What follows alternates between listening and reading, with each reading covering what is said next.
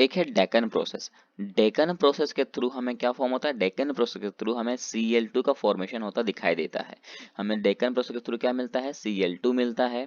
और एक होता है डाउन प्रोसेस, उसके थ्रू हमें फेनॉल मिलता है। क्या मिलता है, फेनॉल मिलता है। और ये फेनॉल से मिलता जुलता वर्ड है क्या, अल्कोहल। तो हम बोल सकते हैं कि इस डाउन प्रोसेस से हमें फेनॉल भी मिलता है और अल्कोहल भी मिलता है। उसके बाद हमें पढ़ना है इनर्ट पेयर इफेक्ट। और इनर्ट पेयर इफेक्ट को मैंने बहुत ही इजी से समझाया है, देखो कैसे। यहाँ बोरोन है, कार्बन है, नाइट्रोजन है और ऑक्सीजन है ना। ये बोरोन है, कार्बन है, नाइट्रोजन है और ये ऑक्सीजन है, राइट। हम जब इधर से इधर राइट टू लेफ्ट जाते हैं पीरियोडिक टेबल में तो क्या होता है, इलेक्ट्रोनेगेटिविटी बढ़ती है। ये तो हमें कभी भूलनी नहीं चाहिए, ये आपको याद रहना चाहिए। इलेक्ट्रोनेगेटिविटी कब बढ़ती है, कब घटती है, कैसे एसिडिक स्ट्रेंथ कब बढ़ता है, कब घटता है, ये सब मैंने पहले ही लेक्चर में बता दिया है। अगर आपने नहीं देखा है तो लिंक डिस्क्रिप्शन में दी गई है, आप पहले उसको देख कवर करें, उसके बाद ही इस लेक्चर पे आए। ओके, अब देखो, अगर हम बात करें इस बोरोन का, तो बोरोन का अगर हम इलेक्ट्रॉनिक कॉन्फ़िगरेशन करेंगे तो क्या लिखेंगे, हम लिखेंगे 1s2 2s2 2p1, राइट। क्योंकि 5 इलेक्ट्रॉन होते हैं तो फर्स्ट सेल में 2 जाएंगे और सेकंड सेल में 3 जाएंगे। हमें पता है हम इसमें सब सेल की बात करते हैं तो सब सेल में हमने बांट दिया है। और हम अगर बात करें सिर्फ सेकंड सब सेल की, या फिर बोलो लास्ट सब सेल में जितने भी इलेक्ट्रॉन उसकी, तो लास्ट सब सेल में कितने इलेक्ट्रॉन होंगे, 3 इलेक्ट्रॉन है बोरोन के। वो कौन कौन से, ns2 और np1, right, ns2 and np1, right. हमने यहाँ 2s2 नहीं लिखा है, 2p नहीं लिखा है, बस मैंने यहाँ पर 2 की जगह क्या लिख दिया, n का यूज किया है। उसी तरह कार्बन की बात करें तो कार्बन के सब लास्ट सबसेल में कितने इलेक्ट्रॉन होंगे, 4 होंगे, ns2 np2। नाइट्रोजन में देखा जाए तो नाइट्रोजन में क्या होंगे, ns2 हो जाएंगे और np3 हो जाएंगे, इसमें ns2 और np4 हो जाएगा, राइट। हम इधर से इधर जा रहे हैं, क्या हो रहा है, इलेक्ट्रोनेगेटिविटी बढ़ रही है, देख सकते हो इलेक्ट्रॉन क्या क्या हो रहा है, एडिशन हो रहा है। इसमें क्या था, इसमें np1 था, इसमें np2 हो गया, इसमें np3 हो गया और इसमें np4 हो गया।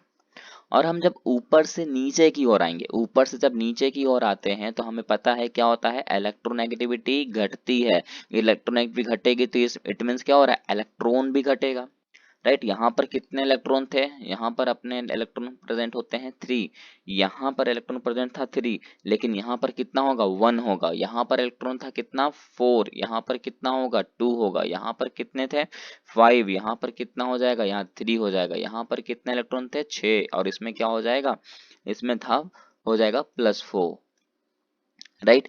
तो अब यहाँ एक ट्रिक समझो, ध्यान से समझना है, ट्रिक मैं बताने वाला हूँ। ये जो यहाँ मैंने बोला ना, ये 3 है, 4, 5 और 6, ये हमने इलेक्ट्रॉन भी बोला। और एक मजे की बात ये है कि ये इसका ऑक्सीडेशन स्टेट भी होता है। क्या होता है, इसका ऑक्सीडेशन स्टेट भी यही होता है। बोरोन का 3, कार्बन का 4, नाइट्रोजन का 5 और ऑक्सीजन का +6। अब देखो, ये जो हमने टी का बोला ना, टी में 1, पीबी में 2, बीआई में 3 एंड पीओ में 4, तो ये इसके आउटर मोस्ट इलेक्ट्रॉन भी होंगे। और दूसरी बात, ये इसका ऑक्सीडेशन स्टेट भी बताता है, ठीक है। तो कंफ्यूज इसमें मत होना। अब देखो यहाँ और मजे की बात मैं बताता हूँ कि इसमें इनर्टनेस कौन शो कर रहा है, क्योंकि हमने इनर्ट पेयर इफेक्ट पढ़ा तो इसमें इनर्टनेस तो कोई तो शो कर रहा होगा। इसमें इनर्टनेस शो करता है हमारा S subshell, S subshell inertness show करता है। अब बोलोगे सर ऐसा क्यों, ध्यान से देखो, हमने जब बोरोन को लिखा था तो लिखा था ns2 एंड np1, और इसमें कार्बन को लिखा था तो ns2 np2, राइट।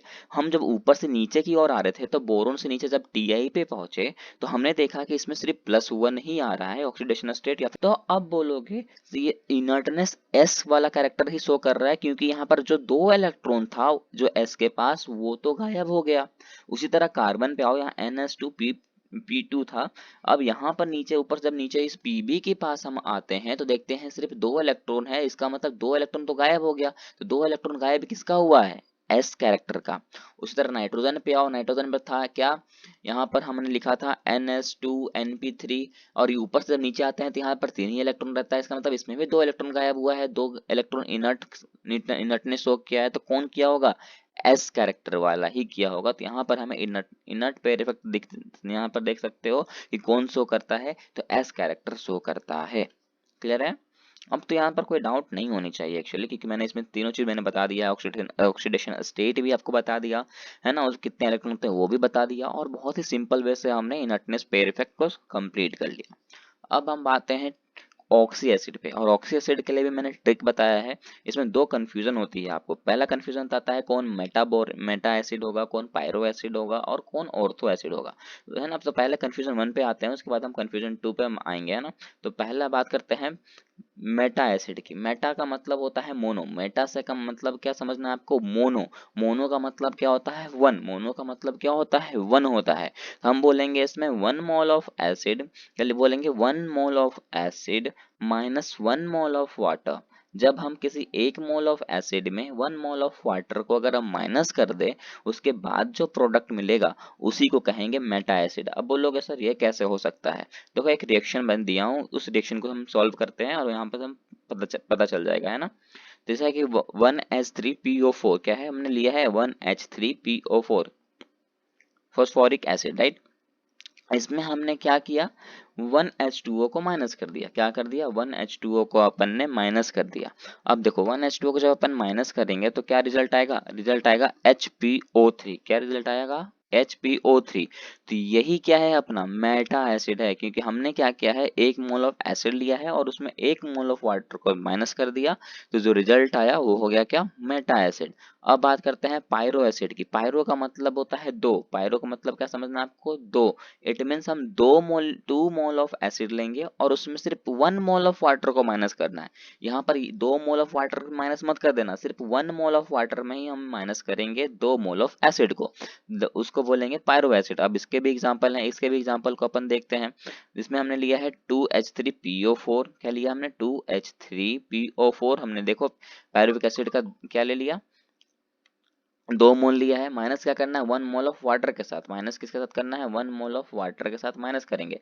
जब हम 1 मोल ऑफ वाटर के साथ इसको हम माइनस कर देंगे तो रिजल्ट क्या आएगा? रिजल्ट आएगा H4P2O7। H4P2O7। देखो अगर आपको रिएक्शन थोड़ा बहुत डाउट है ना, ये कैसे रिएक्शन होता है, तब मुझे कमेंट में कमेंट करना, मैं